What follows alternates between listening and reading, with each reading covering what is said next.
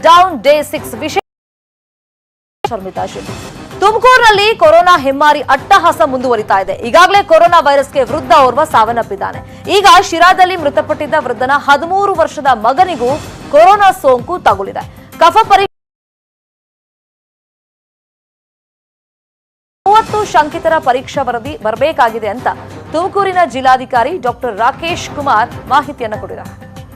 ತುಮಕೂರು ಜಿಲ್ಲೆಯಲ್ಲಿ ಕೋವಿಡ್-19 ಸೋಂಕಿಗೆ ಸಂಬಂಧಪಟ್ಟಂಗೆ ಎರಡನೇ ಸೋಂಕಿತ ವ್ಯಕ್ತಿ ಇವತ್ತು ನಮಗೆ ರಿಪೋರ್ಟ್ ಬಂದಿದೆ. ಈ ಹಿಂದೆ ಡಿಸೀಸ್ಡ್ ಆಗಿದ್ದ P60 ಪೇಷಂಟ್ ಅವರ ಮಗ ಏನಿದ್ದಾರೆ 13 ವರ್ಷದ ಮಗನಿಗೆ ಈ ಸೋಂಕು ತಗಲಿದೆ. ಈಗಾಗಲೇ ಈ ವ್ಯಕ್ತಿನ ನಿನ್ನೆನೇ ನಾವು ಮುನ್ನೆಚ್ಚರಿಕೆ ಕ್ರಮವಾಗಿ ಅವರ ಒಂದಷ್ಟು ವೈಟಲ್ಸ್ ಏನಿದೆ ಸ್ವಲ್ಪ ವೇರಿಯೇಷನ್ಸ್ ಇದ್ದಿದ್ದರಿಂದ ಇಂದಿರಾ ಗಾಂಧಿ ಹಾಸ್ಪಿಟಲ್ ಬೆಂಗಳೂರಿಗೆ ಶಿಫ್ಟ್ ಮಾಡಿದ್ದೇವೆ. ಇವರೊಟ್ಟಿಗೆ ಇದ್ದಂತಹ ಎಲ್ಲ ಇನ್ನುಳಿದ ಪ್ರೈಮರಿ ಕಾಂಟ್ಯಾಕ್ಟ್ಸ್ ಏನಿದ್ದಾರೆ ಅವ್ರದ್ದು ಸ್ಯಾಂಪಲ್ ನೆಗೆಟಿವ್ ಬಂದಿದೆ.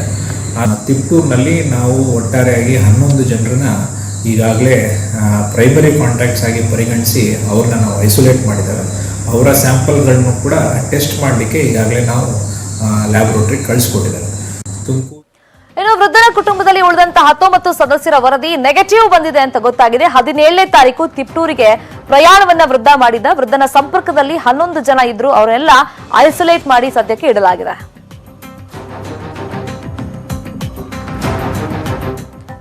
ಸದ್ಯಕ್ಕೆ ರಾಜ್ಯದಲ್ಲಿ ಆತಂಕ ಮೂಡಿಸಿರೋದು ನಂಜನಗೂಡು ಕೇಸ್ ವಿಚಾರ. ಸಾಕಷ್ಟು ಸದ್ದು ಮಾಡ್ತಾ ಇದೆ. ಹಾಸನ ಮಂಡ್ಯದ ಬಳಿಕ ಬಳ್ಳಾರಿಯಲ್ಲೂ ಕೂಡ ಸೋಂಕು ತಗುಲಿದ್ಯಾ ನಂಜನಗೂಡಿನಿಂದ ಅಂತ ಆತಂಕ ಇದೆ.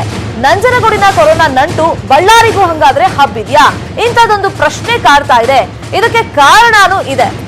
ನಂಜನಗೂಡಿನ ಕಾರ್ಮಿಕರ ಸಂಪರ್ಕದಲ್ಲಿ ಬಳ್ಳಾರಿ ಮೂಲದವರು ಇದ್ರಂತೆ. ಇಬ್ರು ಕುಟುಂಬದ ಸದಸ್ಯರು ಬಳ್ಳಾರಿಯ ಸಿರುಗುಪ್ಪಾಗೆ ಬಂದಿದ್ರಂತೆ. ಇಬ್ಬರನ್ನೂ ಕೂಡ ಈಗ ತಪಾಸಣೆಯನ್ನ ಮಾಡಿದ್ದಾರೆ ಪೊಲೀಸ್ ಅಧಿಕಾರಿಗಳು ಹಾಗೇನೆ ಆರೋಗ್ಯ ಇಲಾಖೆಯ ಸಿಬ್ಬಂದಿ. ಸೊ ಎಲ್ಲಿಂದ ಎಲ್ಲಿಗೆ ಇದು ಸ್ಪ್ರೆಡ್ ಆಗ್ತಿದೆ ಅನ್ನೋದಕ್ಕೆ ಈ ನಂಜನಗೂಡು ಕೇಸ್ ಒಂದು ಎಕ್ಸಾಂಪಲ್ ಆಗುತ್ತೆ ನೋಡಿ. ಹಾಸನದಲ್ಲಿ ಒಂದು ಆತಂಕ ಇದೆ, ಮಂಡ್ಯದಲ್ಲೂ ಆ ವಿಚಾರದಲ್ಲಿ ಆತಂಕ ಇದೆ. ಈಗ ಬಳ್ಳಾರಿಯಲ್ಲಿ ಒಟ್ಟು 5ರನ್ನ ಕ್ವಾರಂಟೈನ್ ಮಾಡಿದ್ದಾರೆ ಜಿಲ್ಲಾ ಆರೋಗ್ಯ ಇಲಾಖೆ ಅಂತ ಒಂದು ಮಾಹಿತಿ ಸಿಕ್ಕಿದೆ. ಸೊ ಅದರಲ್ಲಿ ಇಬ್ಬರನ್ನ ಏನೋ ಐಸೋಲೇಟ್ ಮಾಡಿ ಇಟ್ಬಿಟ್ಟಿದಾರಂತೆ. ರಕ್ತದ ಮಾದರಿ ಸಂಗ್ರಹಿಸಿ ಟೆಸ್ಟ್ಗೆ ಇದೀಗ ಅಧಿಕಾರಿಗಳು ಕಳಿಸ್ಕೊಟ್ಟಿದ್ದಾರೆ ಬಳ್ಳಾರಿಯಲ್ಲಿ ಅಂತ ಒಂದು ಮಾಹಿತಿ ಲಭ್ಯವಾಗಿದೆ.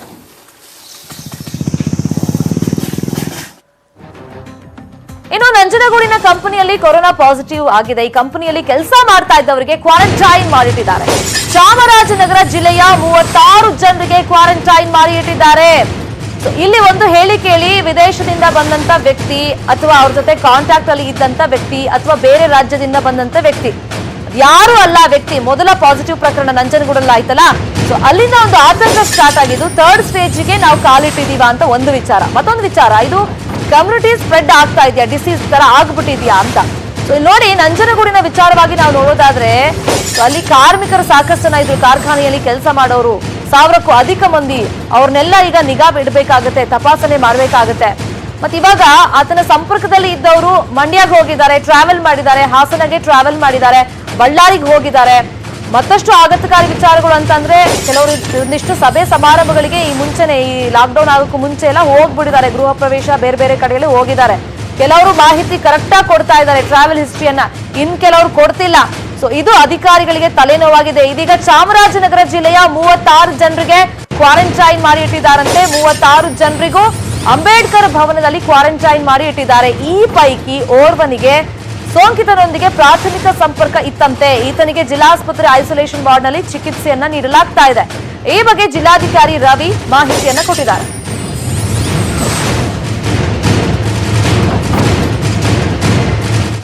ಇನ್ನು ಕೊರೋನಾ ಮಹಾಮಾರಿ ಹರಡದಂತೆ ತಡೆಗಟ್ಟುವುದಕ್ಕೆ ಪೊಲೀಸ್ ಇಲಾಖೆ ಸಿದ್ಧವಾಗಿದೆ. ಲಾಕ್ಡೌನ್ ನಿಯಮ ಪಾಲನೆಗೆ 14 ರೂಲ್ಸ್ ಅನ್ನ ಮಾಡಿಕೊಂಡಿದ್ದಾರೆ.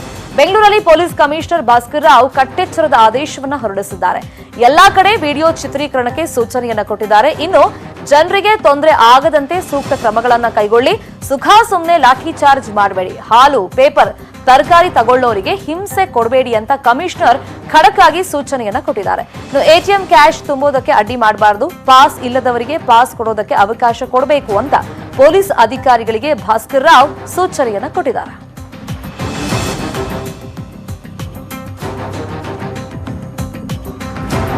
ಪೊಲೀಸರ ಮೇಲೂ ಕೂಡ ಒಂದಿಷ್ಟು ಆರೋಪಗಳು ಸಾರ್ವಜನಿಕರು ಮಾಡ್ತಿದ್ರು. ಸುಖ ಸುಮ್ನೆ ಹೊಡಿತಾರೆ, ಈಗ ಅಗತ್ಯ ವಸ್ತು ತರಕ್ ಹೋದವ್ರು ಯಾರು, ಸುಮ್ನೆ ಅಲಿತಾ ಇರೋರು ಯಾರು, ಎಲ್ರಿಗೂ ಸೇರಿಸಿ ಹೊಡಿತಾ ಇದ್ದಾರೆ, ಇದು ತಪ್ಪು ಅಂತ.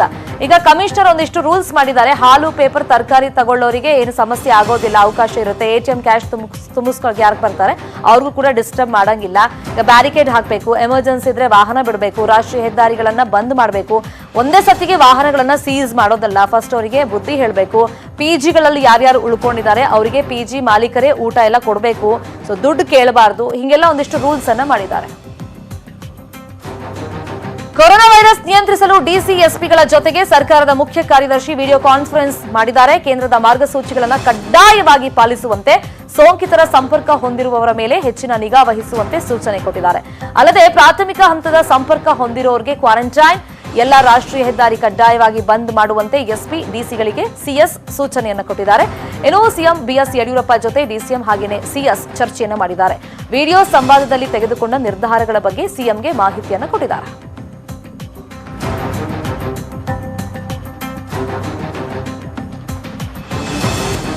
ಲಾಕ್ಡೌನ್ ಸಕ್ಸಸ್ ಮಾಡೋದಕ್ಕೆ ಸರ್ಕಾರ ಮತ್ತೆ ಪೊಲೀಸರು ಒಂದಿಷ್ಟು ಕ್ರಮಗಳನ್ನ, ಹೊಸ ರೂಲ್ಸ್ ಅನ್ನ ಈಗ ಜಾರಿಗೆ ತಂದಿದ್ದಾರೆ. ಈ ವಿಚಾರವಾಗಿ ಮತ್ತಷ್ಟು ಮಾಹಿತಿಯನ್ನು ಕೊಡ್ತಾರೆ. ಲೈವ್ ನಲ್ಲಿ ಜಾಯ್ನ್ ಆಗಿದ್ದಾರೆ ನಮ್ಮ ರಿಪೋರ್ಟರ್ ಕೃಷ್ಣ. ಈಗ ವಿಡಿಯೋ ಕಾನ್ಫರೆನ್ಸ್ ಮಾಡಿದಾರಲ್ಲ CS, ಅಧಿಕಾರಿಗಳಿಗೆ ಏನೆಲ್ಲ ಸೂಚನೆ ಕೊಟ್ಟಿದ್ದಾರೆ?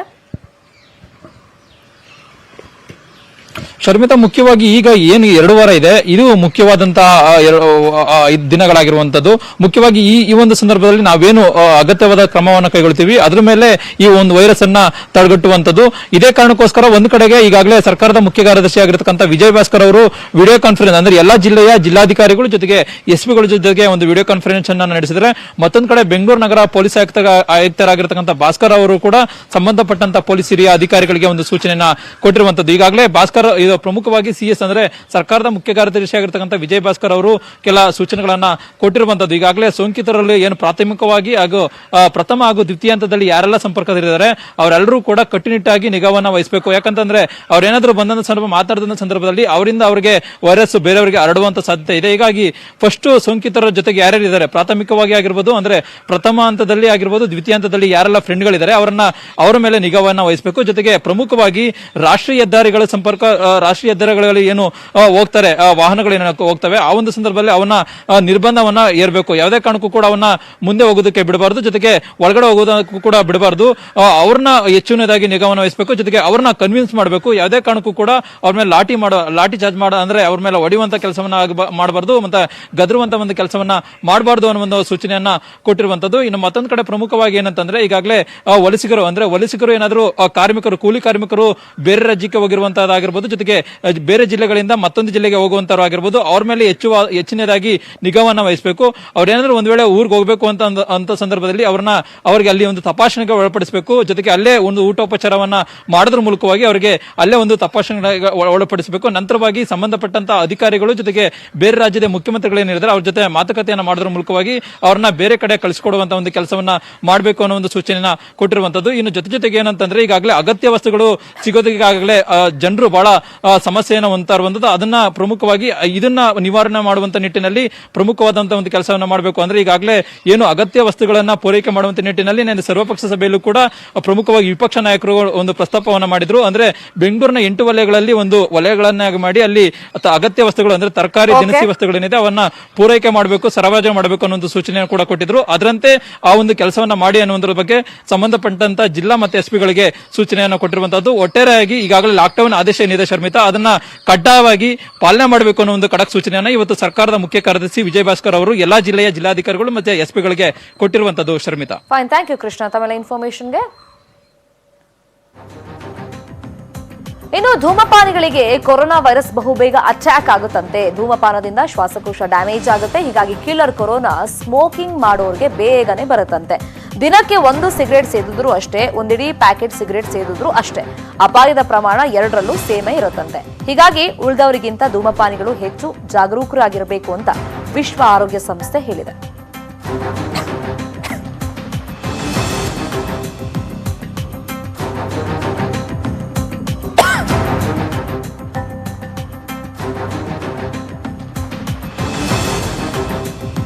ಸುನೀಲ್ ಕುಮಾರ್ ಅವರು ನಮ್ಮ ಜೊತೆ ಫೋನ್ ಸಂಪರ್ಕದಲ್ಲಿ ಜಾಯಿನ್ ಆಗಿದ್ದಾರೆ. ಈ ಬಗ್ಗೆ ಮಾತಾಡೋದಕ್ಕೆ ಶ್ವಾಸಕೋಶ ತಜ್ಞರಾಗಿರುವಂತಹ ಡಾಕ್ಟರ್ ಸುನಿಲ್ ಕುಮಾರ್ ಅವರು ನಮ್ಮ ಜೊತೆ ಫೋನ್ ಸಂಪರ್ಕದಲ್ಲಿ ಜಾಯ್ನ್ ಆಗಿದ್ದಾರೆ. ಡಾಕ್ಟರ್ ನಮಸ್ತೆ. ನಮಸ್ತೆ. ಡಾಕ್ಟರ್, ಇಂಥದ್ದೊಂದು ಗೊತ್ತಿತ್ತು ಎಲ್ರಿಗೂ, ಸಾಮಾನ್ಯವಾಗಿ ಧೂಮಪಾನಿಗಳಿಗೆ ಬೇಗ ಈ ರೆಸ್ಪಿರೇಟರಿ ಸಿಸ್ಟಮ್ ಮೇಲೆ ಅಟ್ಯಾಕ್ ಆಗುತ್ತೆ, ಮತ್ತೆ ಲಂಗ್ಸ್ ಆಲ್ರೆಡಿ ಸ್ವಲ್ಪ ಡ್ಯಾಮೇಜ್ ಆಗಿರುತ್ತೆ ಅಂತ. ಸೊ ಯಾವ ರೀತಿ ಅಂದ್ರೆ ಈ ನಾರ್ಮಲ್ ಪರ್ಸನ್ಗೂ ಮತ್ತೆ ಈ ಧೂಮಪಾನ ಮಾಡ್ತಾರಲ್ಲ ಅವ್ರಿಗೂ ಎಷ್ಟು ಡಿಫ್ರೆನ್ಸ್ ಇರುತ್ತೆ ಅಂದ್ರೆ ಅಟ್ಯಾಕ್ ಆಗೋದು ಈ ವೈರಸ್? ಸಾಧಾರಣವಾಗಿ ನೋಡಿ, ಒಂದು ದಿನದಲ್ಲಿ ಮನುಷ್ಯ 10,000 ಲೀಟರ್ ಗಾಳಿ ತಗೋತಾರೆ, ಬಿಡ್ತಾರೆ. ಇದರಲ್ಲಿ ಯಾವ ತರ ಪೊಲ್ಯೂಷನ್ ಆಗ್ಬೋದು, ಅದು ಐಡಿಯಲಿ ಒಂದು ಆಕ್ಸಿಜನ್ ಮಾತ್ರ ತಗೋಬೇಕಾಗತ್ತೆ ಒಬ್ಬ ಮನುಷ್ಯ. ಇನ್ವೇರಿಯಬಲಿ ಪೊಲ್ಯೂಷನ್ ಆಗ್ಲಿ, ಡಸ್ಟ್ ಆಗ್ಲಿ, ಅದ್ರ ಜೊತೆಲಿ ಸ್ಮೋಕಿಂಗ್ ಹ್ಯಾಬಿಟ್ ಇತ್ತು ಅಂದಾಗ ಈ ಮ್ಯೂಕೋಸಿಲರಿ ರಿಫ್ಲೆಕ್ಸ್ ಅಂತ ಹೇಳ್ತೀವಿ. ಅಂದ್ರೆ ಒಳಗಡೆ ಕಫ ಕೂಡಿ ಆಚೆ ನುಂಗ್ಬೇಕಾಗತ್ತೆ, ಇಲ್ಲ ಆಚೆ ಉಗಿಬೇಕಾಗತ್ತೆ. ಇದು ನಾರ್ಮಲ್ ರಿಫ್ಲೆಕ್ಸ್ ಇರುತ್ತೆ. ಈ ಒಂದು ಮ್ಯೂಕೋಸಿಲರಿ ರಿಫ್ಲೆಕ್ಸ್ ಏನಾಗುತ್ತೆ, ಈ ಸ್ಮೋಕಿಂಗ್ ಇಂದ ಹ್ಯಾಂಪರ್ ಆಗುತ್ತೆ. ಹ್ಯಾಂಪರ್ ಆದಾಗ ಏನಾಗುತ್ತೆ, ಈ ಸೆಕ್ರೆಷನ್ಸ್ ಕ್ಲಿಯರ್ ಮಾಡಕ್ ಆಗಲ್ಲ. ಹೋದಾಗ ಆ ಸೆಕ್ರೆಷನ್ ಒಳಗಡೆ ಉಳ್ಕೊಂಡಾಗ that will be a nidus for infection.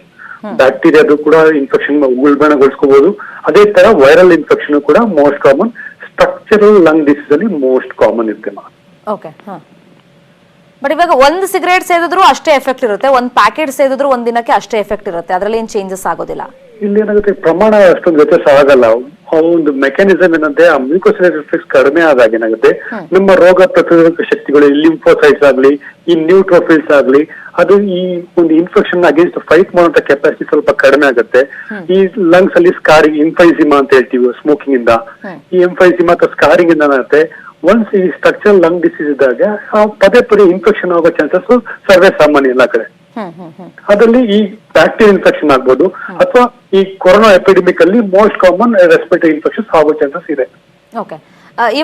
ಈಗ ನಾರ್ಮಲ್ ಆಗಿರೋ ಪರ್ಸನ್ ಈಗೇನ್ ಮಾಡ್ಬೇಕು, ಪ್ರಿಕಾಷನರಿ ಮೆಜರ್ಸ್ ಏನೇನ್ ಮಾಡ್ಬೇಕು? ಈ ಸ್ಮೋಕ್ ಮಾಡ್ತಾರಲ್ಲ ಅಂತವ್ರು ಜಾಸ್ತಿನೇ ಈಗ ಎಚ್ಚರಿಕೆ ವಹಿಸಬೇಕಾಗತ್ತೆ. ಈಗ ಕಾಮನ್ ಆಗಿ ನಾವು ಮಾಡೋದಕ್ಕೂ ಆ ಸ್ಮೋಕ್ ಮಾಡ್ತಾರಲ್ಲ ಅವ್ರಿಗೂ ಯಾವ ರೀತಿ ಪ್ರಿಕಾಷನರಿ ಮೆಜರ್ಸ್ ಅಲ್ಲಿ ಬೇರೆ ಬೇರೆ ಇರುತ್ತೆ? ಸ್ಮೋಕಿಂಗ್ ಆದಷ್ಟು ಸ್ಟಾಪ್ ಮಾಡಿದ್ರೆ ಒಳ್ಳೇದು. ಆದಷ್ಟು ಜನದಟ್ಟೆಗಳ ಕಡೆ ಕಡಿಮೆ ಮಾಡ್ಬೇಕಾಗತ್ತೆ. ನಮ್ಮ ಓಡಾಟಗಳು, ಮಾಸ್ಕ್ ಉಪಯೋಗಿಸೋದು, ಯಾವ ಕಡೆ ಅಟ್ಲೀಸ್ಟ್ ಯಾರಿಗೆ ಕೆಮ್ಮು, ಕಫ, ನೆಗಡಿ ಅಂತ ಇರೋ ಕಾರಣ ಅದನ್ನ ಸ್ವಲ್ಪ ಅವಾಯ್ಡ್ ಮಾಡ್ಕೊಂಡು ಸ್ವಲ್ಪ ಮಾಸ್ಕ್ ಇದು ಮಾಡೋದ್ರಿಂದ ಒಳ್ಳೇದಾಗ್ಬೋದು. ಆಮೇಲೆ ಈಗ ಧೂಮಪಾನ ಏನ್ ಮಾಡ್ತಾರೆ, ಆ ಸರೌಂಡಿಂಗ್ ನಲ್ಲೂ ಕೂಡ ಹೊಗೆ ಬರುತ್ತೆ. ಕೆಲವರು ಅದನ್ನ ಅನಿವಾರ್ಯವಾಗಿ ಅದೇ ಗಾಳಿನ ಉಸಿರಾಡ್ತಾರೆ. ಸ್ಮೋಕಿಂಗ್ ಅಥವಾ ಪ್ಯಾಸಿವ್ ಸ್ಮೋಕಿಂಗ್ ಅಂತ ಹೇಳ್ತೀವಿ ಈ ಕಂಡೀಷನ್ಸ್ ಅಲ್ಲಿ. ಅದ್ರದ್ದು ಡೈರೆಕ್ಟ್ ಆಗಿ ರಿಪರ್ಕಷನ್ ಇಲ್ದಿದ್ರು ಕೂಡ ಲಾಂಗ್ ಟರ್ಮ್ ಅಲ್ಲಿ ಇದನ್ನ ಸೆಕೆಂಡ್ ಸ್ಮೋಕಿಂಗ್ ಇಂದನೂ ಕೂಡ ಅವ್ರಿಗೂ ಕೂಡ ಅದೇ ಪ್ರಮಾಣದ ಡ್ಯಾಮೇಜಸ್ ಆಗೋ ಚಾನ್ಸಸ್ ಕೂಡ ಇರುತ್ತೆ ಲಾಂಗ್ ಟರ್ಮ್ ಅಲ್ಲಿ. ಸೊ ಅವಾಯ್ಡ್ ಮಾಡೋದು better. Okay, thank you doctor ತಮ್ಮೆಲ್ಲ ಮಾಹಿತಿಗೆ. ಈಗ ಸ್ಮೋಕ್ ಯಾರು ಮಾಡ್ತಾರೆ ಅವರಲ್ಲಿ ಬೇಗ ಇದು ಅಟ್ಯಾಕ್ ಆಗುತ್ತೆ. ಯಾಕಂದ್ರೆ ಈ ವೈರಸ್ ಹೇಳಿ ಕೇಳಿ ರೆಸ್ಪಿರೇಟರಿ ಪ್ರಾಬ್ಲಮ್ ಅನ್ನೇ ಫಸ್ಟ್ ಅಟ್ಯಾಕ್ ಮಾಡೋದು, ಮತ್ತೆ ಲಂಗ್ಸ್ ಮೇಲೆ ಅದು ಹಾರ್ಮ್ ಮಾಡೋದ್ರಿಂದ ಸ್ಮೋಕ್ ಮಾಡೋರಿಗೆ ಬೇಗ ಅಟ್ಯಾಕ್ ಆಗುತ್ತೆ ಅಂತ ಹೇಳಿದೆ WHO. Welcome back. ಜಗತ್ತಿನಲ್ಲಿ ಮಹಾಮಾರಿ ಕೊರೋನಾ ಅಟ್ಟಹಾಸವನ್ನ ಮೆರಿತಾ ಇದೆ. 7,23,000 ಮಂದಿಗೆ ಕೊರೋನಾ ಸೋಂಕು ಇದೆ. ಇಡೀ ವಿಶ್ವದಲ್ಲಿ ಎಲ್ಲಿ ತನಕ 34,000 ಗಡಿ ದಾಟಿದೆ ಸಾವಿನ ಸಂಖ್ಯೆ. ನೋಡಿ, ದಿನದಿಂದ ದಿನಕ್ಕೆ ಕಂಟ್ರೋಲ್ ಮಾಡಬೇಕು ಅಂತ ಹೇಳಿದ್ರು ಕೂಡ ಅದು ಸಾಧ್ಯವಾಗ್ತಾ ಇಲ್ಲ. ಸಾಧ್ಯವಾಗಬೇಕು ಅಂದ್ರೆ ಈಗ ನಾವುಗಳೇ ಜವಾಬ್ದಾರಿಯನ್ನು ತಗೊಳ್ಬೇಕು. ಇದು ಹರಡದಂತೆ ಮುನ್ನೆಚ್ಚರಿಕೆಯನ್ನು ವಹಿಸಿಕೊಂಡು ಮನೇಲೇ ಇರಬೇಕು. ಸೋಷಿಯಲ್ ಡಿಸ್ಟೆನ್ಸ್, ಹೊರಗಡೆ ಹೋದಾಗ ಮೇಂಟೈನ್ ಮಾಡಬೇಕು. ಸ್ಪೇನ್ ನಲ್ಲಿ ದಿನೇ ದಿನೇ ಹೆಚ್ಚಾಗ್ತಾ ಇದೆ ಸೋಂಕಿತರ ಸಂಖ್ಯೆ. ಈವರೆಗೂ ಕೊರೋನಾಗೆ ಸ್ಪೇನ್ ನಲ್ಲಿ 6,803 ಮಂದಿ ಸಾವನ್ನಪ್ಪಿದ್ದಾರೆ. ಇನ್ನು ಅಮೆರಿಕಾದಲ್ಲಂತೂ ಎಲ್ಲಿ ತನಕ ಹೋಗಿದೆ ಪರಿಸ್ಥಿತಿ ಅಂತಂದ್ರೆ ಕಂಟ್ರೋಲ್ ಸಿಗ್ತಿಲ್ಲ. ಇವತ್ತು ಮತ್ತೆ 275 ಹೊಸ ಕೊರೋನಾ ಪ್ರಕರಣಗಳು ಪತ್ತೆಯಾಗಿವೆ.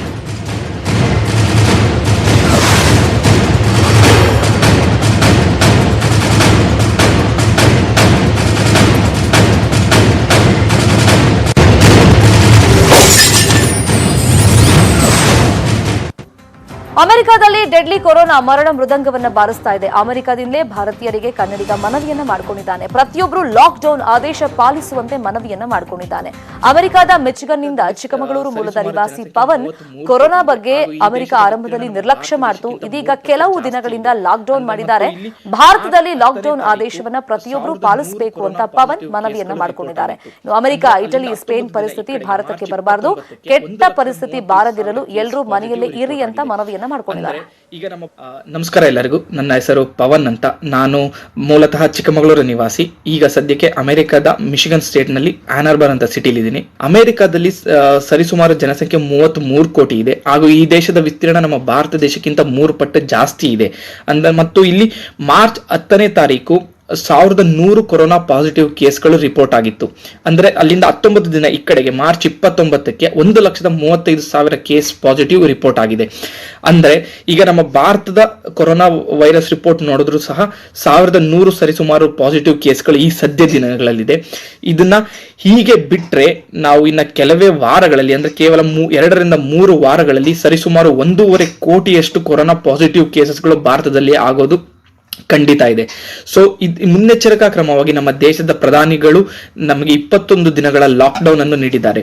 ಇದನ್ನ ನಾವು ಗಂಭೀರತೆಯಿಂದ ಪರಿಗಣಿಸಿದ್ರೆ ಮಾತ್ರ ನಾವು ಈ ಕೊರೋನಾ ಹಬ್ಬುವಿಕೆಯ ಚೈನ್ ಏನಿದೆ ಇದನ್ನ ಬ್ರೇಕ್ ಮಾಡೋಕೆ ಸಾಧ್ಯ ಆಗುತ್ತೆ. ಇಲ್ಲ ಅಂದ್ರೆ ಈಗೇನು ಅಮೆರಿಕ, ಇಟಲಿ, ಸ್ಪೇನ್, ಜರ್ಮನಿ ನೋಡ್ತಿದೀವಿ, ಆ ಪರಿಸ್ಥಿತಿಗೆ ಖಂಡಿತ ನಮ್ಮ ಭಾರತನು ಬಂದು ನಿಲ್ಲುವ ಪರಿಸ್ಥಿತಿ ದೂರ ಇಲ್ಲ ಅಂತ ಹೇಳಲಿಕ್ಕೆ ಇಷ್ಟಪಡ್ತೀನಿ. ಇಟಲಿ ದೇಶದ ಒಂದರಲ್ಲಿ ಕೇವಲ 6.5 ಕೋಟಿ ಜನಸಂಖ್ಯೆ ಇರುವಂತಹ ದೇಶದಲ್ಲಿ 80,001 ಲಕ್ಷ ಜನ ಪಾಸಿಟಿವ್ ಕೇಸ್ ರಿಪೋರ್ಟ್ ಆಗಿದೆ ಮತ್ತು ದಿನಕ್ಕೆ ಸರಿಸುಮಾರು 1000 ಜನ ಸಾಯ್ತಾ ಇದ್ದಾರೆ. ನೀವೇ ಇಮ್ಯಾಜಿನ್ ಮಾಡಿ, ಭಾರತಕ್ಕೆ ಈ ರೋಗ ಈ ಪರಿಸ್ಥಿತಿಯಲ್ಲಿ ಸ್ಪ್ರೆಡ್ ಆದ್ರೆ ನಮ್ಮಲ್ಲಿ ಕೋಟಿ ಜನ ಪ್ರಾಣ ಕಳ್ಕೊಂತಾರೆ ಮತ್ತು ಅದು ಕೋಟಿ ಜನರಿಗೆ ಇದು ಸ್ಪ್ರೆಡ್ ಆಗುವ ಪರಿಸ್ಥಿತಿ ಇದೆ. ಸೊ ಆದ್ದರಿಂದ ಈ ಕ್ಷಣದಲ್ಲಿ ನಮ್ಮ ಭಾರತದಲ್ಲಿ ಏನು ಲಾಕ್ಡೌನ್ ಅಂತ ಮಾಡಿದರೆ ಇದು ತುಂಬಾ ನಿರ್ಣಾಯಕವಾಗಿದೆ. ಸೊ ಎಲ್ಲರೂ ಇದನ್ನ ಸ್ಟ್ರಿಕ್ಟ್ ಆಗಿ ಫಾಲೋ ಮಾಡಿ. ಓನ್ಲಿ ಎಸೆನ್ಷಿಯಲ್ ನೀಡ್ಸ್, ನಿಮ್ಮ ದಿನನಿತ್ಯದ ವಸ್ತುಗಳು ಏನಿದೆ ಅದನ್ನ ಬೇಕಾದ್ರೆ ಮಾತ್ರ ಮನೆಯಿಂದ ಒಬ್ರು ಮಾಸ್ಕ್ ಮತ್ತು ಕೈ ಗ್ಲೌಸ್ ಗಳನ್ನ ಧರಿಸಿ ಹೋಗ್ಬಿಟ್ಟು ಪರ್ಚೇಸ್ ಮಾಡ್ಕೊಂಡು ತಗೊಬನ್ನಿ. ಮತ್ತು ಬಂದ ಕೂಡಲೇ ಆ ಮಾಸ್ಕ್ ಮತ್ತು ಗ್ಲೌಸ್ ನ ಸ್ವಲ್ಪ ದೂರದಲ್ಲಿ ಇಟ್ಟು ನಿಮ್ಮ ಕೈಯನ್ನು ಹ್ಯಾಂಡ್ ಸ್ಯಾನಿಟೈಸರ್ ಅಥವಾ ಸೋಪ್ ಇಂದ ವಾಶ್ ಮಾಡಿಬಿಟ್ಟು ನೀವು ತಂದಿರೋ ವಸ್ತುಗಳನ್ನು ಕೂಡ ಕ್ಲೀನ್ ಆಗಿ ವಾಶ್ ಮಾಡ್ಬಿಟ್ಟು ಬಳಸಬೇಕು. ನಮಗೆ ಈಗ ಆಲ್ಮೋಸ್ಟ್ 4 ವಾರದಿಂದ ಕ್ವಾರಂಟೈನ್, ಅಂದ್ರೆ ನಾವು ಲಾಕ್ ಡೌನ್ ಆಗಿದೆ. ಇಲ್ಲೆಲ್ಲ ಯಾವ ಎಸೆನ್ಷಿಯಲ್ಸ್ ಮಾತ್ರ ಸಿಗ್ತಾ ಇದೆ, ಅದು ಬಿಟ್ಟು ಬೇರೆ ಏನು ಸಿಗ್ತಾ ಇಲ್ಲ. ಹಾಗೂ ಇಲ್ಲಿನ ಜನತೆಯಲ್ಲಿ ಅದು ಸೋಷಿಯಲ್ ಅವೇರ್ನೆಸ್ ಅನ್ನೋದು ಇರೋ ಕಾರಣ ಸ್ವಇಚ್ಛೆಯಿಂದ ಯಾರು ಮನೆ ಬಿಟ್ಟು ಹೊರ ಬರ್ತಾ ಇಲ್ಲ. ಇನಿಷಿಯಲ್ ಡೇಸ್ ಅಲ್ಲಿ ಮಾಡಿದ ನೆಗ್ಲಿಜೆನ್ಸ್ ಇಂದ ಇಲ್ಲಿ ಆಲ್ರೆಡಿ ಅಷ್ಟು ಸ್ಪ್ರೆಡ್ ಆಗಿದೆ. ಅಟ್ಲೀಸ್ಟ್ ಈ ಕಂಟ್ರೋಲ್ ಮಾಡಬಹುದು ಅಂತ ಎಲ್ಲ ಸೆಲ್ಫ್ ಹೋಮ್ ಕ್ವಾರಂಟೈನ್ ಮಾಡ್ಕೊಂಡು ಮನೆಯಿಂದ ಯಾರು ಹೊರಗೆ ಬರ್ತಿಲ್ಲ. ಅನ್ಲೆಸ್ ಅಂಡ್ ಅಂಟಿಲ್ ಅನಿವಾರ್ಯತೆ ಇದ್ರೆ ಮಾತ್ರ ಹೊರಗೆ ಬರ್ತಾ ಇದ್ದಾರೆ. ಸೇಮ್ ಇದೇ ಸ್ಥಿತಿನ ನಾವು ಭಾರತ ಈಗ ಏನು 1000 ಕೇಸ್ ಇದೆ ಇದನ್ನ ಜಾಸ್ತಿ ಆಗಕ್ಕೆ ಬಿಡಬಾರ್ದು. ಅಂದ್ರೆ ನಾವೆಲ್ಲ ಸೆಲ್ಫ್ ಕ್ವಾರಂಟೈನ್ ಮಾಡ್ಕೊಂಡು ನಮಗ್ ನಾವೇ ರಕ್ಷಿಸ್ಕೋಬೇಕು. ಇದನ್ನ ಬರೀ ನಮ್ಮ ಮುಖ್ಯಮಂತ್ರಿಗಳು, ನಮ್ಮ ಮಿಲಿಟರಿ, ನಮ್ಮ ಪೊಲೀಸ್, ನಮ್ಮ ಪ್ರಧಾನ ಮಂತ್ರಿಗಳು ಮಾತ್ರ ಕಾಪಾಡೋಕೆ ಸಾಧ್ಯ ಇಲ್ಲ. ಇದು ಪ್ರತಿಯೊಬ್ಬ ಪ್ರಜೆಯಲ್ಲೂ ಮನಸ್ಸಿಗೆ ಬರಬೇಕು. ಇದು ನಮ್ಮಿಂದ ತಡೆಯೋಕ್ ಸಾಧ್ಯ. ಸೊ ಅವಾಗ್ಲೇ ನಾವೆಲ್ಲ ಈ ಹಬ್ಬುವಿಕೆಯ ಚೈನ್ ಏನಿದೆ ಅದನ್ನ ಬ್ರೇಕ್ ಮಾಡಿ ನಮ್ಮ ಭಾರತವನ್ನ ಸೇಫ್ ಅಂಡ್ ಹೆಲ್ತಿಯಾಗಿ ಇರೋಕೆ ಕಾಪಾಡೋಕ್ ಸಾಧ್ಯ. ದಯವಿಟ್ಟು ಈ ಪರಿಸ್ಥಿತಿನ ಸೀರಿಯಸ್ ಆಗಿ ತಗೊಳ್ಳಿ ಹಾಗೂ ಇದನ್ನ ಇನ್ನೂ ಬೆಳೆಯೋಕ್ ಬಿಡದಿರೋ ತರ ನೋಡ್ಕೋಬೇಕಾಗಿ ವಿನಂತಿ. Thank you. ಶಿಕ್ಷಕರಿಗೆ ಏಪ್ರಿಲ್ 11ರವರೆಗೆ ರಜೆ ಘೋಷಣೆಯಾಗಿದೆ. ಈ ಹಿಂದೆ ಮಾರ್ಚ್ 31ರವರೆಗೆ ರಜೆಯನ್ನ ನೀಡಲಾಗಿತ್ತು ಅಧಿಕೃತವಾಗಿ. ಅದಾದ್ಮೇಲೆ ಏಪ್ರಿಲ್ 31ರವರೆಗೆ ರಜೆಯನ್ನ ವಿಸ್ತರಣೆ ಮಾಡಿತ್ತು ಶಿಕ್ಷಣ ಇಲಾಖೆ. ಇದೀಗ ಏಪ್ರಿಲ್ 11ನೇ ತಾರೀಕಿನ ತನಕ ರಜೆ ಅಂತ ಹೇಳ್ತಾ ಇದ್ದಾರೆ. ತಮ್ಮ ಕೇಂದ್ರ ಸ್ಥಾನ ಬಿಟ್ಟು ತೆರಳದಂತೆ ಸೂಚನೆಯನ್ನ ನೀಡಲಾಗಿದೆ. ತುರ್ತು ಕರೆ ಬಂದ್ರೆ ಅದಕ್ಕೆ ಸ್ಪಂದಿಸಬೇಕು ಅಂತ ಶಿಕ್ಷಣ ಇಲಾಖೆ ಸೂಚನೆಯನ್ನ ಕೊಟ್ಟಿದೆ. ಈ ಕಟ್ಟುನಿಟ್ಟಿನ ಸೂಚನೆಯನ್ನ ಪಾಲನೆ ಮಾಡಬೇಕು ಶಿಕ್ಷಕರು ಅಂತ ಇಲಾಖೆ ಕೇಳ್ಕೊಂಡಿದೆ. ಈಗ ತಾವು ಎಲ್ಲೆಲ್ಲಿ ಕೆಲಸ ಮಾಡ್ತಿರ್ತೀರಾ ಅಲ್ಲೇ ಇರ್ಬೇಕಾಗತ್ತೆ. ತುರ್ತಾಗಿ ಏನಾದ್ರೂ ಎಮರ್ಜೆನ್ಸಿ ಕಾಲ್ ಮಾಡಿದಾಗ ಸೇವೆಗೆ ಮರಳಬೇಕಾಗತ್ತೆ. ಏಪ್ರಿಲ್ 11ನೇ ತಾರೀಕಿನ ತನಕ ರಜೆ ಇದ್ರೂ ಕೂಡ ಅಷ್ಟೊಳಗೆ ಅಕಸ್ಮಾತ್ ಕರೆದ್ರೆ ನೀವು ಬರಬೇಕು. ಊರ್ಗ್ ಹೋದ್ರೆ ಮತ್ತೆ ಕಷ್ಟ ಆಗುತ್ತೆ ಟ್ರಾವೆಲ್ ಮಾಡೋದಕ್ಕೆಲ್ಲ. ಅದಕ್ಕೆ ಎಲ್ಲೆಲ್ಲಿದ್ದೀರಾ ಅಲ್ಲೇ ಇರಬೇಕು. ನಿಮ್ಮ ವರ್ಕಿಂಗ್ ಜಾಗ ಎಲ್ಲಿದೆ ಅಲ್ಲೇ ಇರಬೇಕು ಅಂತ ಶಿಕ್ಷಣ ಇಲಾಖೆ ಕೇಳ್ಕೊಂಡಿದೆ.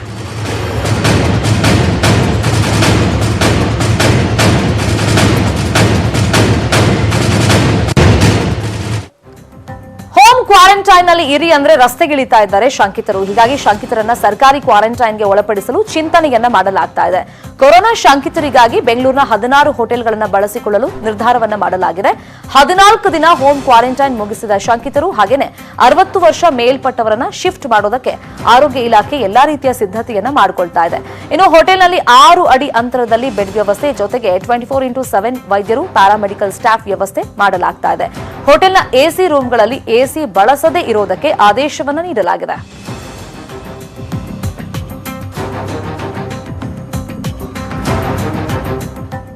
ವಿಪರ್ಯಾಸ ನೋಡಿ, ಬೇರೆ ಬೇರೆ ವರ್ಗದ ಜನ ನಮಗೋಸ್ಕರ ಈಗಲೂ ಕೂಡ ಕೊರೋನಾ ಕಾಲದಲ್ಲೂ ದುಡಿತಾ ಇದ್ದಾರೆ. ಆದ್ರೆ ಅಂತವ್ರನ್ನ ದೂರ ಇಡ್ತಾ ಇದ್ದಾರೆ ಜನ. ಮೈಸೂರಲ್ಲಿ ಮುನ್ಸಿಪಾಲಿಟಿಯ ಡಿ ಗ್ರೂಪ್ ನೌಕರರನ್ನ ಕಂಡ್ರೆ ಜನರಿಗೆ ಭಯ ಶುರುವಾಗ್ಬಿಟ್ಟಿದೆ. ಸರಿಯಾಗಿ ಇವರು ಕ್ಲೀನ್ ಕಾಪಾಡ್ಕೊಳ್ಳಲ್ಲ, ಸ್ಯಾನಿಟೈಸರ್, ಮಾಸ್ಕ್ ಬಳಸಲ್ಲ ಅಂತ ಜನ ದೂರ್ತಾ ಇದ್ದಾರಂತೆ. ನಮ್ಮ ಮನೆಗಳ ಬಳಿ ಬಂದು ಕೆಲಸ ಮಾಡಬೇಡಿ ಅಂತ ಹೇಳ್ತಾ ಇದ್ದಾರಂತೆ ಈ ಡಿ ಗ್ರೂಪ್ ನೌಕರರಿಗೆ. ಇನ್ನು ನ್ಯೂಸ್ 18 ಜೊತೆ ಪಾಪ ಇವರೆಲ್ಲ ಮಾತನಾಡಿದ್ದಾರೆ. ಕೊರೋನಾ ವೈರಸ್ನಿಂದಾಗಿ ದಿನನಿತ್ಯ ಪ್ರತಿಯೊಂದು ಹೊಸ ಸಮಸ್ಯೆಗಳು ಉದ್ಭವ ಆಗ್ತಾ ಇದೆ. ಇದೀಗ ಮೈಸೂರಿನ KR ಆಸ್ಪತ್ರೆಯಲ್ಲಿ ಸಿಬ್ಬಂದಿಗಳಿಗೆ ತಮ್ಮ ಗ್ರಾಮಗಳಿಂದ ಕೊರೋನಾದಿಂದಾಗಿ ಸಮಸ್ಯೆ ಉಂಟಾಗಿದೆ. ಅವರು ಸೇವೆ ಮಾಡೋದಕ್ಕೆ ಮೈಸೂರಿನ KR ಆಸ್ಪತ್ರೆಗೆ ಬರ್ತಿದ್ರೆ ಅವರ ಗ್ರಾಮಸ್ಥರು ನೀವು ಆಸ್ಪತ್ರೆಯಲ್ಲಿ ಕೆಲಸ ಮಾಡ್ತಾ ಇದ್ದೀರಾ, ಹಾಗಾಗಿ ನಿಮ್ಮಿಂದ ನಮಗೂ ರೋಗ ಬರುತ್ತೆ, ನೀವು ಆಸ್ಪತ್ರೆಯಿಂದ ಹೊರಗಡೆ ಅಂತ ಹೇಳ್ತಾ ಇದ್ದಾರೆ. ನಾವೀಗ ಮೈಸೂರಿನ KR ಆಸ್ಪತ್ರೆ ಆವರಣದಲ್ಲಿ ನಿಂತಿದ್ದೇವೆ. ನೀವೀಗ ನೋಡ್ತಾ ಇರುವಂತದ್ದು ಮೈಸೂರಿನ KR ಆಸ್ಪತ್ರೆಯ ಡಿ ಗ್ರೂಪ್ ನೌಕರರ ಒಂದು ತಂಡ ನಿಂತಿದೆ. ಇವರೆಲ್ಲರೂ ಸಹ ಬೇರೆ ಬೇರೆ ಊರುಗಳಿಂದ ಮೈಸೂರಿನ KR ಆಸ್ಪತ್ರೆಗೆ ಕೆಲಸಕ್ಕೆ ಬರ್ತಾರೆ. ಸ್ವಚ್ಛತೆ ಇರ್ಬೋದು ಅಥವಾ ಬೇರೆ ಬೇರೆ ಕರ್ತವ್ಯಗಳಿರ್ಬೋದು, ಅವೆಲ್ಲವನ್ನು ಸಹ ಇವರು ಆಸ್ಪತ್ರೆ ಒಳಭಾಗದಲ್ಲಿ ನಿಂತ್ಕೊಂಡು ನಿಭಾಯಿಸ್ತಾ ಇರ್ತಾರೆ. ಆದರೆ ಕೊರೋನಾ ಆರಂಭವಾದ ದಿನದಿಂದಲೂ ಸಹ ಇವರಿಗೆ ರಜೆ ಇಲ್ಲ, ನಿರಂತರವಾಗಿ ಕೆಲಸವನ್ನ ಮಾಡ್ತಾ ಇದ್ದಾರೆ. ರಜೆಯ ಮಧ್ಯೆಯೂ ಕೆಲಸವನ್ನ ಮಾಡ್ತಾ ಇದ್ದಾರೆ. ಅದರ ಎಲ್ಲಕ್ಕಿಂತ ಪ್ರಮುಖವಾಗಿ ಟ್ರಾನ್ಸ್ಪೋರ್ಟ್ ಇಲ್ಲ, ತಮ್ಮ ಮನೆಯ ವಾಹನಗಳನ್ನ ಬಳಸಿಕೊಂಡು ಆಸ್ಪತ್ರೆಯನ್ನ ತಲುಪ್ತಾ ಇದ್ದಾರೆ. ಅಷ್ಟಾದ್ರೂ ಸಹ ಅಲ್ಲಿನ ಬಹುತೇಕ ಗ್ರಾಮಸ್ಥರು ನಿಮ್ಮಿಂದ ನಮಗೂ ರೋಗ ಹರಡುತ್ತೆ ಅನ್ನೋ ಒಂದು ಆತಂಕ ವ್ಯಕ್ತಪಡಿಸಿ ಎಲ್ಲರನ್ನೂ ಸಹ ನೀವು ಊರಿನಲ್ಲೇ ಇರಿ, ಇಲ್ಲವಾದ್ರೆ ಕೆಲಸಕ್ಕೆ ಹೋಗಬೇಡಿ ಅನ್ನೋ ಒಂದು ಷರತ್ತನ್ನ ಹಾಕ್ತಾ ಇದ್ದಾರೆ ಮತ್ತು ಸೂಚನೆಯನ್ನ ಕೊಡ್ತಾ ಇದ್ದಾರೆ. ಇವುಗಳಿಂದ ಸಿಬ್ಬಂದಿಯ ಕೊರತೆಯೂ ಸಹ ಆಸ್ಪತ್ರೆಯಲ್ಲಿ ಉಂಟಾಗ್ತಾ ಇದೆ. ನಾವೊಂದಷ್ಟು ನೌಕರರನ್ನ ಮಾತನಾಡಿಸುವಂತ ಪ್ರಯತ್ನ ಮಾಡೋಣ. ಸರ್ ಹೇಳಿ, ನೀವು ಎಲ್ಲಿಂದ ಬರ್ತಾ ಇದ್ದೀರಾ, ಏನ್ ಕೆಲಸ ಮಾಡ್ತಾ ಇದ್ದೀರಾ, ನಿಮ್ಗೆ ಏನ್ ಸಮಸ್ಯೆ ಆಗ್ತಾ ಇದೆ? ಸರ್, ನಾವು ಈಗ ಬನ್ನೂರ ಹತ್ರ ಕೇತುಪುರ ಅಂತ ಗ್ರಾಮದಿಂದ ಬರ್ತಾ ಇದ್ದೀವಿ. 35 ಕಿಲೋಮೀಟ್ರಿಂದ ಈ KR ಹಾಸ್ಪಿಟಲ್ ಸೇವೆ ಮಾಡೋದಕ್ಕೆ ಅಂತ. ನಮ್ಮ ಸೆಕ್ಯೂರಿಟಿಗಳು ಅಲ್ಲಿ 7-8 ಜನ ಸೆಕ್ಯೂರಿಟಿಗಳು ಕೆಲಸ ಮಾಡ್ತಿದ್ದಾರೆ. ಅವ್ರನ್ನ ಊರಿನ ಗ್ರಾಮಸ್ಥರು ಬರಬೇಡಿ, ನೀವು ಹೋಗಬೇಡಿ, ಅಲ್ಲಿಗೆ ಹೋದರೆ ವಾಪಸ್ ಮತ್ತೆ ಬರಬೇಡಿ ಅಂತ ತಡೆಹಿಡ್ತಿದ್ದಾರೆ ಸರ್. ನಮ್ಗೆ ಇಲ್ಲಿ ಬಂದು ಕೆಲಸ ಮಾಡೋಕ್ಕೆ ಭಾರಿ ತೊಂದರೆ ಆಗೈತೆ. ಯಾವುದೇ ವೆಹಿಕಲ್ಗಳಿಲ್ಲ, ನಾವು ಕದ್ದು ಅಲ್ಲಿ ಇಲ್ಲಿ ಪೊಲೀಸ್ನವ್ರ ಹತ್ರ ಏಟ್ ತಿನ್ಕೊಂಡು ಬರ್ತಾ ಇರೋದು. ಇದಕ್ಕೆ ನಮ್ಗೆ ಬರೋದಕ್ಕೆ ಒಂದು ಅವಕಾಶ ಮಾಡಿಕೊಡಿ. ಊರಿನ ಗ್ರಾಮಸ್ಥರಿಗೂ ತಿಳುವಳಿಕೆ ಹೇಳಿ ಅದನ್ನ ಕೆಲಸ ಮಾಡೋದಕ್ಕೆ ಒಂದು ಬಿಟ್ಕೊಡ್ಬೇಕು. ಆ ರೀತಿ ಒಂದು ವ್ಯವಸ್ಥೆ. ಏನ್ ಹೇಳ್ತಾರಮ್ಮ ನಿಮಗೆ ಗ್ರಾಮಸ್ಥರು, ಏನ್ ಸೂಚನೆ ಕೊಡ್ತಾರೆ? ಕೆಲ್ಸಕ್ಕೆ ಹೋದ್ರೆ ಬರಲೇಬೇಡಿ ಏರಿಯಾದಲ್ಲಿ ಅಂತ ನಮ್ಮ ಜೊತೆ ಯಾರು ಅಕ್ಕಪಕ್ಕದವ್ರು ಮಾತಾಡಲ್ಲ, ನಮ್ಮ ಮಕ್ಳ ಜೊತೆ ಯಾರು ಮಾತಾಡಲ್ಲ. ಯಾಕಂದ್ರೆ ಅಲ್ಲಿ ಕಾಯಿಲೆ ತಂದು ಇಲ್ಲಿ ಅಂಟಿಸ್ಬಿಡ್ತೀರಾ ನೀವು ಅಂತ ನಮ್ಗೆ ಹೋಗೋ ಬರೋಕ್ಕೆ ಭಾಳ ಟಾರ್ಚರ್ ಆಗ್ತಾ ಇದೆ ಸರ್. ರಸ್ತೆ ನೋಡ್ರೆ ಪೊಲೀಸವ್ರು ಬಿಡಲ್ಲ, ನಾವು ಬಡವರು, ನಮ್ಮ ಹತ್ರ ಹೋಗೋ ಬರೋಕ್ಕೆ ಗಾಡಿ ಇಲ್ಲ, ಏನೂ ಇಲ್ಲ.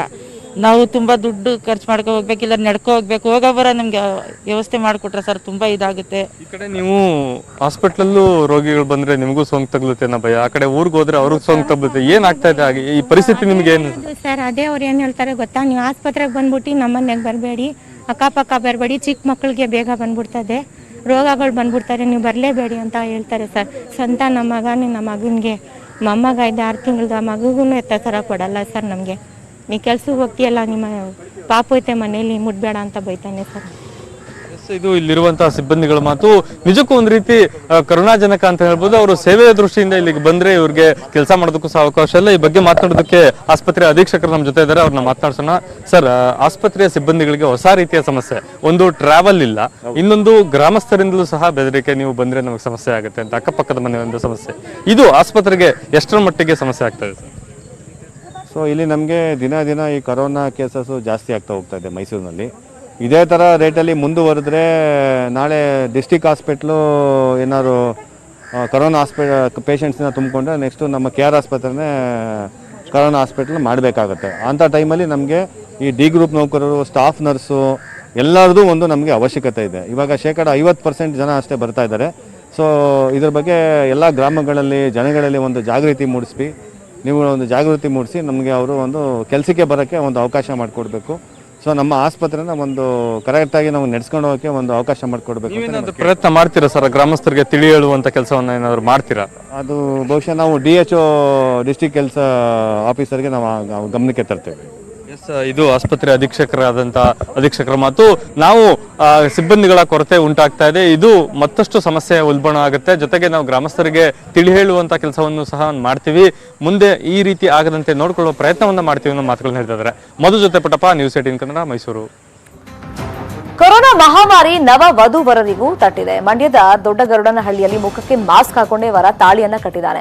ಪೂಜಾ ಮತ್ತು ನಂದೀಶ್ ಮದುವೆ ಸರಳವಾಗಿ ನಡೆಯಿತು. ಇನ್ನು ಮದುವೆಗೆ ಬಂದಿದ್ರಲ್ಲ ಜನ, ಅವರು ಕೂಡ ಮಾಸ್ಕ್ ಹಾಕೊಂಡೇ ಬಂದಿದ್ರು. ಇನ್ನು ಕೈ ಕುಲುಕದೆ ನಮಸ್ಕರಿಸಿ ಮದುವೆಗೆ ಬಂದಿದ್ದವರಿಗೆ ವಧುವರ ಧನ್ಯವಾದವನ್ನ ಹೇಳಿದ್ದಾರೆ. ಇನ್ನೊಂದು ಕಡೆ ಧಾರವಾಡ ಹೊಸ APMCಯಲ್ಲಿ ಜನರನ್ನ ನಿಯಂತ್ರಿಸಲು ಪಾಲಿಕೆ ಸಿಬ್ಬಂದಿ ಮುಳ್ಳಿನ ಬೇಲಿಯನ್ನ ಹಾಕಿದ್ದಾರೆ. ಈ ಮೂಲಕ ಜನದಟ್ಟಣೆಯನ್ನ ನಿಯಂತ್ರಿಸಲು ಹರಸಾಹಸವನ್ನ ಪಡ್ತಾ ಇದ್ದಾರೆ.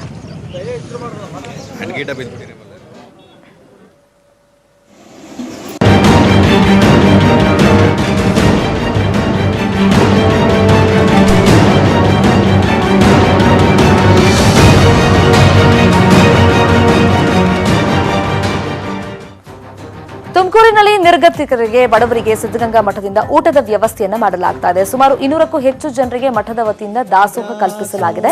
ಮಠಕ್ಕೆ ಭಕ್ತರ ಪ್ರವೇಶವನ್ನ ನಿರ್ಬಂಧಿಸಲಾಗಿದೆ. ಆದರೆ ಹಸಿದು ಬಂದವರಿಗೆ ದಾಸೋಹ ಮಾತ್ರ ನಿಲ್ಲಿಸಿಲ್ಲ. ತ್ರಿವಿಧ ದಾಸೋಹ ಪ್ರಿಯ ಶಿವ ಗುರುವೇ ಸತ್ಮದ ಗುರುವೇ ಶಿವಕುಮಾರ ಗುರು ಪಾದಕ್ಕೆ ಮಣಿವನ ಮಹಿಮೆಯ ತೋರಿರುವೆ. ದೇಶವೇ ಲಾಕ್ಡೌನ್ ಆದಂತ ಹಿನ್ನೆಲೆಯಲ್ಲಿ ಪ್ರಧಾನಿ ಮೋದಿ ತಮ್ಮ ಮನೆಯಲ್ಲೇ ಇದ್ದಾರೆ. ಯೋಗ ಮಾಡ್ತಾ ಮನೆಯಲ್ಲೇ ಕಾಲವನ್ನ ಕಳೀತಾ ಇದ್ದಾರೆ. ಮನೆಯಲ್ಲಿ ಏನ್ ಮಾಡ್ತಾ ಇದ್ದೀರಿ ಅಂತ ನಿನ್ನೆ ಮನ್ ಕಿ ಬಾತ್ ನಲ್ಲಿ ಒಬ್ರು ಪ್ರಶ್ನೆಯನ್ನ ಕೇಳಿದ್ರು. ಆ ಪ್ರಶ್ನೆಗೆ ಉತ್ತರ ಎಂಬಂತೆ ಮೋದಿ ಯೋಗ ಮಾಡ್ತೀನಿ ಅಂತ ಹೇಳಿದ್ದಾರೆ. एक गहरी लंबी सांस छोड़ते हुए सावधानी से अपने दाएं पैर को मोड़ते हुए धीरे से ऊपर उठाएं और उसके पंजे को. ಇದು ಸದ್ಯದ ನ್ಯೂಸ್ ಅಪ್ಡೇಟ್. ನೋಡ್ತಾರೆ ನ್ಯೂಸ್ 18 ಕನ್ನಡ. ಜಾಲ ನಮ್ಮದು, ಬಲ ನಿಮ್ಮದು.